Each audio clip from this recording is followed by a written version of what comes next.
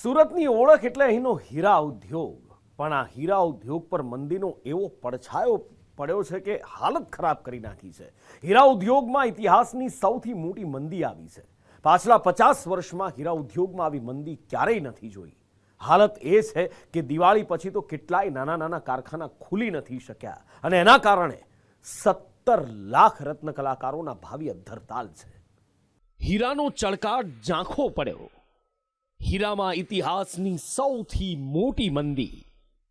50 વર્ષમાં નથી જોયા આવા દિવસો. 17 લાખ રત્ન કલાકારોના ભાવિ અધ્ધરતાલ. હીરા ઉદ્યોગને મંદીનું એવું ગ્રહણ લાગ્યું છે કે જાણે હીરા ઉદ્યોગના ચળકતા સૂરજને જ ગળી લીધો હોય. સુરતમાં 50 વર્ષમાં પહેલી વખત હીરા બજારમાં મંદીનો મરણતોલ ફટકો પડ્યો છે. કેટલીય ફેક્ટરીઓ બંધ થઈ ગઈ છે તો કેટલીય ફેક્ટરીઓમાં 50% સુધીનો પગાર કાપ મુકાયો છે અને 17 લાખ રત્ન કલાકારોનું ભાવિ સંકટમાં મુકાયું છે. મંદીના ભરડામાં રત્ન કલાકારોના જીવ જઈ રહ્યા છે. છેલ્લા 18 મહિનામાં 45 રત્ન કલાકારોએ આપઘાત કર્યાનો ડાયમંડ વર્કર યુનિયનનો દાવો છે. સમગ્ર ગુજરાતમાં આનાથી 17 લાખ રત્ન કલાકારો પ્રભાવિત થયા છે. 2 લાખ રત્ન કલાકારોની જોબલેસ થવાની શક્યતાઓ છે અને 1 વર્ષની અંદર 45 જેટલા રત્ન કલાકારોએ સુરતમાં આત્મહત્યા કરી છે. અમે જ્યારે આત્મહત્યાનું અભિયાન ચાલુ કર્યું ત્યારે 3000 અત્યાર સુધીમાં 3000 કોલ અમને આવી ગયા છે મદદ માટેના.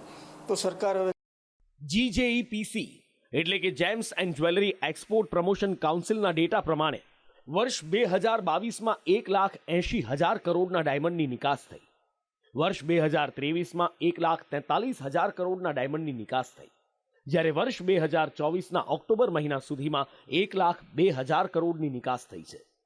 નિષ્ણાતો કહી રહ્યા છે કે આ વર્ષ પૂરું થતાં વધીને 1,15,000 કરોડ સુધી જ પહોંચશે. આ ઘટાડાએ સ્થિતિ બદથી બદતર કરી નાખી છે. રત્ન કલાકારો 50% પગાર સાથે કામ કરી રહ્યા છે. કોનો પગાર કપાયો હવે એની વાત કરીએ. ફિક્સ પગારના કર્મચારીઓના પગાર 40% સુધી ઘટ્યા. લેસર કટના કારીગરોના પગારમાં 30-40%નો ઘટાડો થયો, જ્યારે ગેલેક્સી પ્લાનિંગમાં કારીગરોના 50% પગાર ઓછા થયા. તેમજ સરીન મશીન, બુટર મશીનમાં કામ કરતા કારીગરોના 30-50% પગાર કાપ મુકાયો છે, જેના કારણે લાખોના હીરા હાથમાં રમાડનાર રત્ન કલાકારો હવે છૂટક મજૂરી કરવા મજબૂર બન્યા છે. મોંઘવારી વધે છે પણ રત્ન કલાકારોના પગાર ઘટે છે. ડાયમંડ વર્કર યુનિયનની હેલ્પલાઇન પર 3000થી વધુ કર્મચારીઓના મદદ માટે કોલ્સ આવ્યા છે. હીરા ઉદ્યોગ 35 વર્ષ થયા સૌ બરોબર, એમાં 2 વર્ષ થયા તો હાવ સતત મંદી હાલે છે. હું 13-14 હજારનું કામ થાય, અમે 4 વ્યક્તિ અહીંયા છે બરોબર. એમાં કઈ રીતે અમારે આ ગુજરાન ચલાવવું હવે આમાં કંઈ ખબર નથી. એમાં આ 2 વર્ષ થયા તો હાવ સખત મંદી છે અને અત્યારે આ 2 મહિનાથી હાવ અમે ઘેરે જ બેઠા છે. ક્યાંય કારખાનું મળતું નથી, ચાલુ નથી બરોબર ફેક્ટરીમાં. અને અત્યારે જે મોંઘવારી વધતી જાય એમાં અમારા ભાવ તો હીરાના ઘટતા જ જાય ને અમે એટલા વર્ષ 35 વર્ષ થયા, મારી ઉંમર અત્યારે 50 વર્ષ થઈ, બીજો ધંધો અમને કાંઈ આવડતો નથી, તો બીજું અમે કઈ રીતે આમાં શું કરીએ? તમારા ભાવ તૂટતા જાય તો કામ તો ગાંઠનું ઘટતું જ જાય છે, તો અમારે આ સુરતમાં કઈ રીતે રહેવું અત્યારે? સુરતનો ડાયમંડ ઉદ્યોગ આખા વિશ્વમાં ફેલાયેલો છે. જ્યારે પણ વિદેશમાં કોઈ રાજકીય ઉથલપાથલ થાય કે કંઈક મોટું થાય ત્યારે એની સીધી અસર આપણા હીરા પર પડે છે, આપણા હીરા ઉદ્યોગ પર પડે છે. હીરા ઉદ્યોગકાર દિનેશ નાવડિયા કહી રહ્યા છે, વિશ્વમાં ચાલી રહેલા યુદ્ધોની અસર ભારતના હીરા ઉદ્યોગને સૌથી વધુ નડી રહી છે.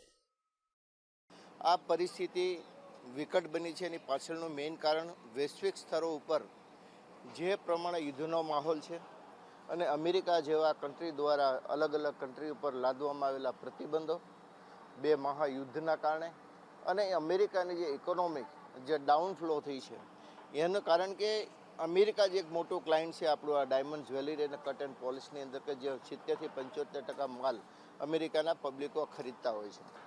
ત્યાં ફુગાવાનો દર ઊંચો જવાના કારણે ખરીદ શક્તિ ઘટી છે અને આના કારણે સતત એક્સપોર્ટ ઘટતું જાય છે. 2 વર્ષમાં તૈયાર હીરાના ભાવ ઘટ્યા પણ રફ હીરાનો ભાવ ન ઘટતા વેપારીઓને નુકસાન થઈ રહ્યું છે. 2008માં 7 થી 8 મહિના મંદી હતી, પણ આ મંદી તેનાથી પણ ભયાનક છે.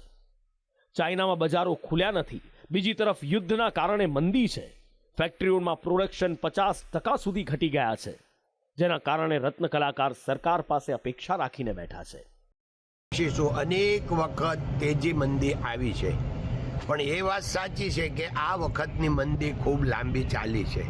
આઈ હોપ કે હવે એ મંદી પૂરી થાય અને જેટલા પણ અમારા બિઝનેસમાં સંકળાયેલા છે એ બધાએ ખૂબ ધીરજ રાખી છે.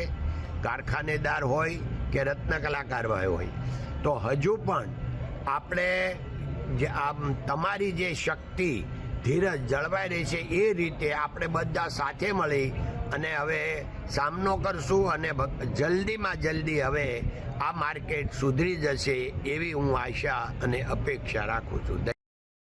વિશ્વમાં ચાલી રહેલા યુદ્ધના બોમ્બ કે મિસાઇલ તો ભારત દેશ પર નથી પડી રહ્યા, પણ ત્યાંના ધુમાડાએ ગુજરાત અને સુરતના હીરા ઉદ્યોગની ચમકને ઝાંખી કરી નાખી છે. 17 લાખ રત્ન કલાકારોના ભાવિ ધરતાલ છે, ત્યારે સરકાર રત્ન કલાકારોની વાઘરે આવે અને કોઈ યોજના જાહેર કરે એવી આશા રત્ન કલાકાર રાખી રહ્યા છે. સુરતથી આઝમ સાલે સાથે બ્યુરો રિપોર્ટ, સંદેશ ન્યૂઝ.